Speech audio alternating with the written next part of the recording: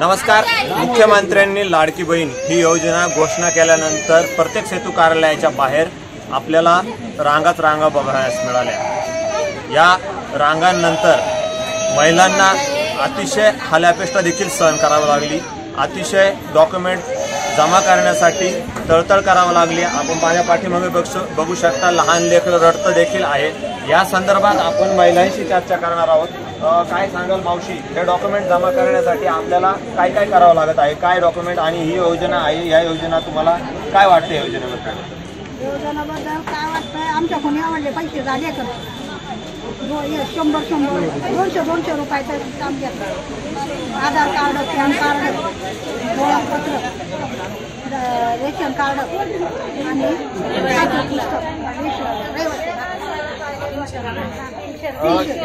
ही योजना कशी आहे? तुम्हाला योजना डायरेक्ट 400 रुपये लागले। मग 400 रुपये लागले। कशाचे पैसे लागले तुम्हाला? कागदपत्राचे। काय कागदपत्र भरले तरी 30 रुपये, पुढे 70 रुपये घेतले, पुढे 120 रुपये घेतले, पुढे 200 घेतले। कागदाचे वरले पैसे घेऊन राहिले। आपण जेवणाचे आपलं भाडं थोडं। तुमचं नाव काय? माझं मीरा अनिल कोरे। कोणत्या गावातून आला? आम्ही कुर्नुलीवरून आलो। काय व्यवसाय करता तुम्ही? आम्ही शेती मजुरी। कधी काल पण आल्या होत्या का तुम्ही? काल पण येलो होतो आम्ही। काल आम्ही 1 वाजता आलो होतो, आम्ही 5 वाजता, संध्याकाळी 6 वाजले आम्हाला जायला। ते पण बसचं भाडं 25 रुपये देऊन बसला गाडीचं भाडं 30 रुपये, 35 रुपये, म्हणजे आम्हाला काल बस पण नव्हती। काय सांगाल? ही योजना आहे जी 1500 रुपये तुम्हाला महिन्याला भेटणार आहे। ही योजना घोषणा करण्यात आली, परंतु घोषणा केल्यानंतर तुम्हाला जे काय सांगाल? अडचण काय? पैसे म्हणजे खर्च करून डॉक्युमेंट लगेच मिळाले का? पैसे किती खर्च आला? 300। त्याशिवाय आम्ही रोज बुडून घरी राहिलो। किती रोज बुडाला? आमचा 300 400 रुपये। आपल्या सोबत दुसऱ्या ताई काय सांगाल? आपल्या सोबत लहान बाळ देखील आहे। आपण कधीपासून आला आहात? सकाळपासून आलो। आज नंबर नाही लागला, ते खूप गर्दी आहे। काल पण आलो होतो, काल बी नंबर नाही लागला। खूप पैसे बी खर्च होता आणि वेळ पण वाया जात नाही। तुमचं नाव काय? शीतल अक्षय शिंदे। कुठून आला आहात आपण? दिंडोरी मध्ये राहते, पण खूप वेळ जातो। सकाळचं आलो पण नंबरच लागत नाही, 2 दिवस झाले। ही योजना तुम्हाला मिळणार आहे, या योजनेबद्दल काय सांगाल? ही योजना चांगली का? चांगली आहे, पण मग आधार कार्ड, पॅन कार्ड, पासबुक आणि रेशन कार्ड इतकेच डॉक्युमेंट्स पाहिजे। बाकी व्यतिरिक्त काहीच नाही। बाकी काय डॉक्युमेंट्स काढण्यासाठी तुम्हाला अडचण येतात?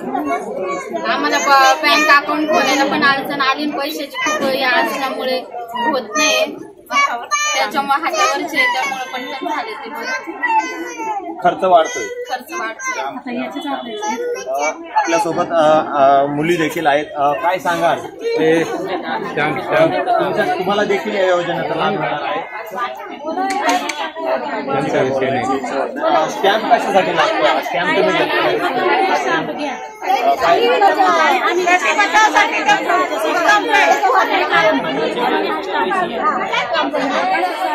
स्टॅम्प घेतला? आई बापाचं आणि सासरचं नाव आलं पाहिजे। प्रसिद्ध पत्र करण्यासाठी सांगितलं का? हे कोणी सांगितलं तुम्हाला?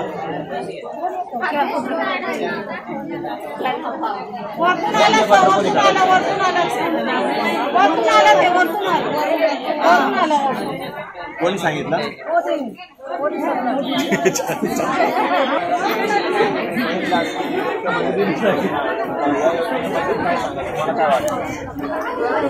खूपच चांगली आहे।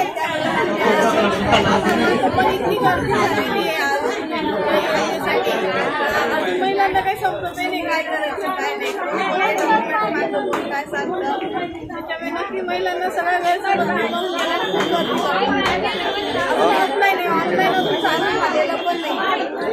ऑनलाईन चालू नाही झालेलं. ऑनलाईन चालू झालेलंच नाही ना. आणि हे डॉक्युमेंट जे जमा करायचे आहेत त्या संदर्भात तुम्हाला कोणी काही माहिती दिली का? आम्ही ऑनलाईन पाहिली, ऑनलाईनच आमची माहिती चालू. कुठे माहिती बघितली? मोबाईलवरती बघितली आणि त्याच्यातूनच तुम्ही डॉक्युमेंट जमा करणार? मोबाईलवरच माहिती घेतली आणि ते सामी करायचं. 1 तारखेला पाहिलं ना कसं 1 तारखेला.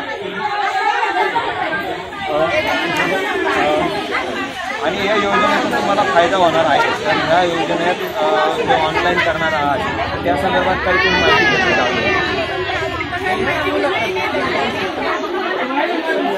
आपल्या सोबत पुरुष मंडळी देखील आहेत. आपण काय सांगाल?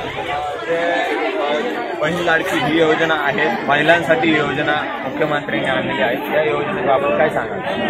योजनेची जरी जनता स्वार्थ जरी असली तरीही आज जर तुम्ही बघितलं तर इथं त्या योजनेबद्दल पुरेपूर माहिती कोणालाही दिली गेली नाही ना. त्या अधिकाऱ्यांना सुद्धा काही माहिती नाही.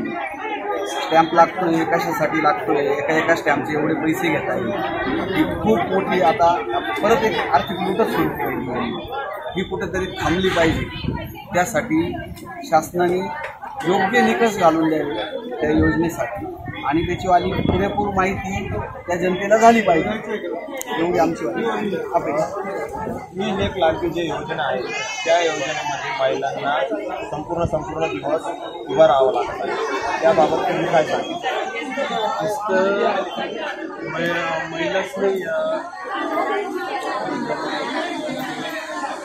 देखील आणि सरकारच्या भावनातून 1500 रुपये आपल्याला चालू होतील या अशा सर्वसामान्य जनतेला हे अपेक्षित आहे. परंतु ते कागदपत्र जमा करावं लागतील अशी अपेक्षा नव्हती. योजनाचं मी स्वागतच करतो. त्याचबरोबर ज्या बायकांना त्रास होतोय तेवढा देखील त्यांच्या पतींना देखील त्रास या ठिकाणी होतो आहे. आज त्यांनाही या ठिकाणी भेट्या घालावं लागत आहे.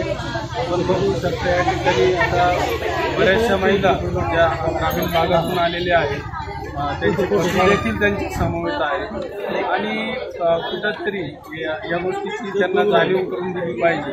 आज पहिल्या दिवशी जो निर्णय झाला त्याबद्दल जी ओरड झाली त्याची दखलही तात्काळ मुख्यमंत्र्यांनी घेतली, उपमुख्यमंत्र्यांनी घेतली आणि जे दुसऱ्या दिवशी जे निकष लावले त्याच्यामध्ये जमिनीचा मुद्दा त्यांनी वगळला. त्याचबरोबर त्यांनी ते 4 चाकीचा जो मुद्दा उपस्थित केलेला आहे त्याबाबत त्यांनी काही अजून तशी कल्पना दिलेली नाही आणि ग्रामीण भागातील जनतेला हे एक प्रश्नच पडलेला आहे. आता त्यांनी जे बी 2-3 मुद्दे त्याच्यामध्ये वगळले त्याचे ते स्वागतार्थ आहेत. आणि मला एवढंच सांगायचं आहे महिलांना ज्याप्रमाणे या ठिकाणी त्रास होतोय त्याचबरोबर त्यांच्या पतींना देखील त्रास होतोय. योजना जरी त्यांना 1500 रुपये देऊ केली असेल परंतु त्याचबरोबर त्यांच्या पतीचे देखील या ठिकाणी हाल होत आहे आणि सरकारने पुरुषांसाठी देखील योजना द्यावी असं तुम्हाला वाटतं? हो, हरकतच नाही. मी तर याही पलीकडे सांगेन का आता बघा त्यांच्याबरोबर येणं म्हणजे गाडीला पेट्रोल आलं, भाडं आलं. या ठिकाणी जसा बहिणींचा विचार मुख्यमंत्र्यांनी केला आहे तसा दाजींचा बी या ठिकाणी विचार करायला पाहिजे असं मला वाटतं. आपण बघू शकतो पुरुषांकडून देखील प्रतिक्रिया व्यक्त करण्यात येत आहे की दाजींचा देखील बहिणीसोबत विचार करावा. मुख्यमंत्र्यांनी दाजींना देखील काहीतरी योजना द्यावी अशी देखील मागणी यावेळेस करण्यात येत आहे. अमोल जाधव, नवराष्ट्र, नाशिक.